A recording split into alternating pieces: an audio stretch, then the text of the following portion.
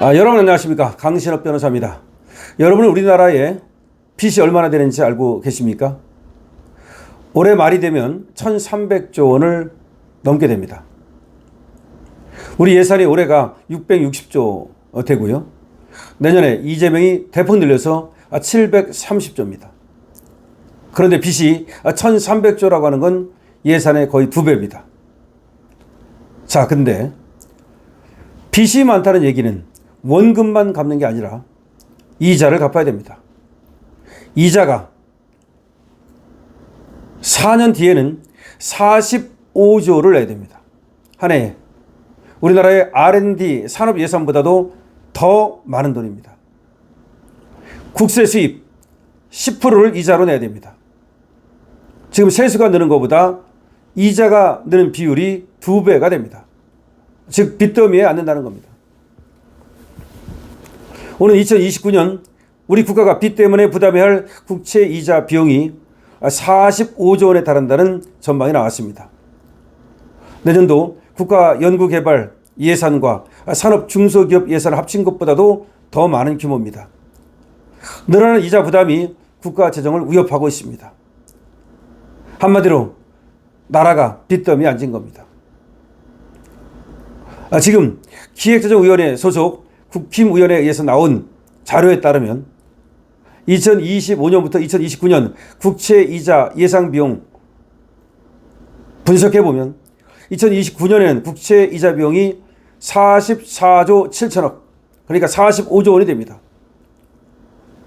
이 이자 비용은 말이죠, 연평균 증가율로 볼 때 국세 수입 증가율의 2배에 달하는 엄청난 수준입니다.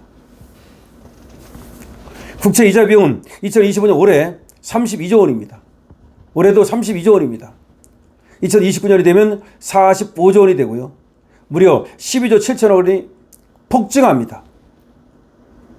전체 국세 수입에서 이자 비용이 차지하는 비중이 10%에 육박하게 됩니다. 우리가 국세로 받아들인 돈의 10%를 이자로 지급해야 되는 겁니다. 2029년 예상되는 이 이자 비용은 45조 원인데 이거는 R&D 예산 35조 원, 그걸 웃도는 수준이고 산업 중소기업 예산 32조 원을 웃도는 어마어마한 숫자입니다.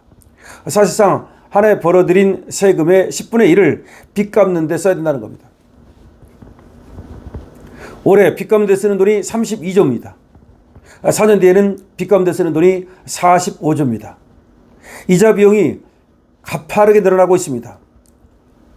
세금을 걷는 속도보다 이자 비용이 더 빠르게 가파르게 증가하고 있습니다. 2025년부터 2029년까지 5년간 국채 이자 비용이 연평균 8.75%씩 증가합니다. 같은 기간 국세 수입 예상 증가율은 4.57%에 불과합니다. 다시 말하면 이자는 엄청나게 빠른 속도로 뛰어가고 우리 국세에 돈 들어오는 거는 걸어가는 수준입니다.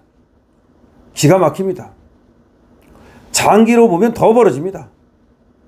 2020년 285조 5천억이었던 국세 수입은 2029년 457조 1천억 원으로 60.1% 증가한 반면에 빚은 같은 기간, 그러니까 우리가 2020년만 해도 빚이 18조 6천억 원이었습니다. 그 이자 비용이 2020년만 해도 이자 비용이 18조 6천억 원 했는데 2029년이면 9년 만에 140%가 늘어가지고 45조가 되는 겁니다. 그러니까 갈수록 이자 비용이 천문학적으로 늘어난다는 것을 말하는 것이죠.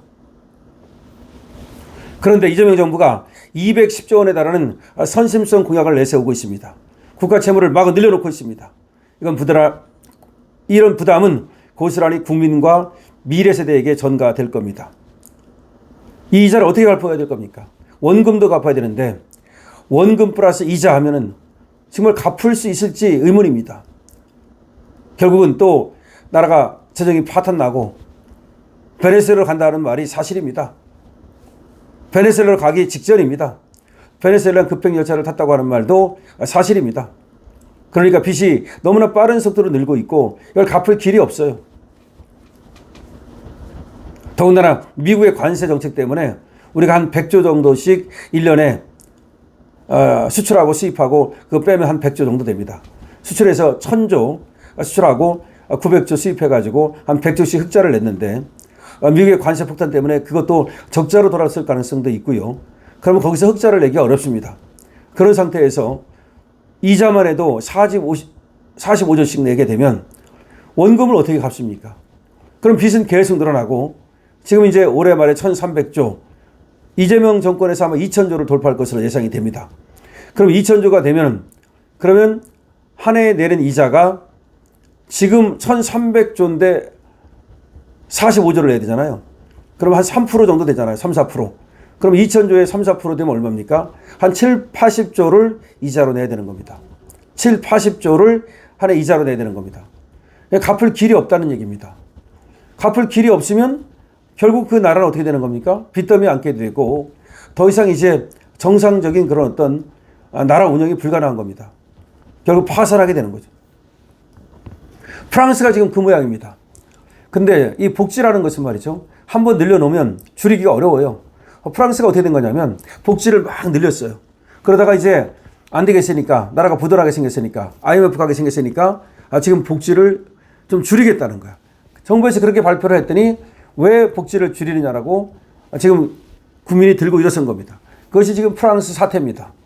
프랑스는 이제 거의 IMF로 가는 것이 확실해지고 있습니다.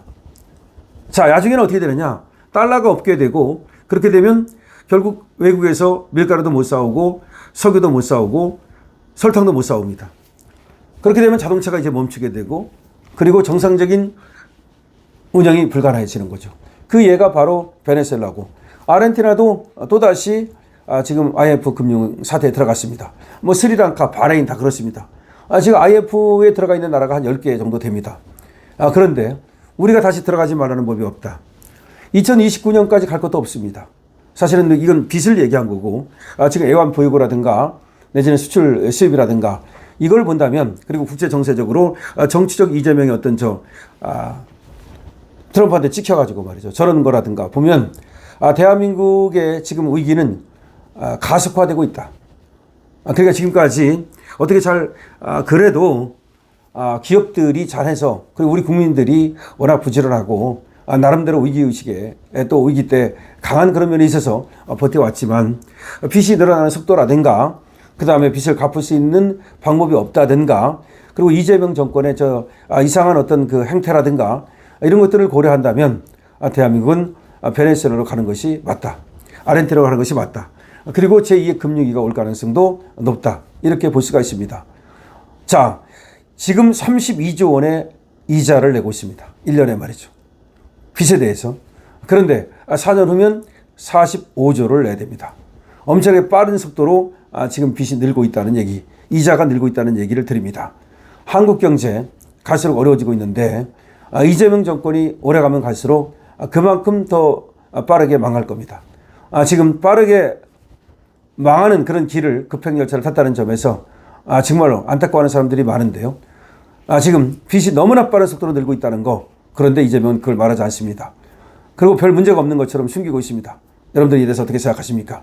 여러분들 의견을 댓글로 달아주시기 바랍니다. 강신업 TV입니다. 좋아요와 구독을 부탁드립니다.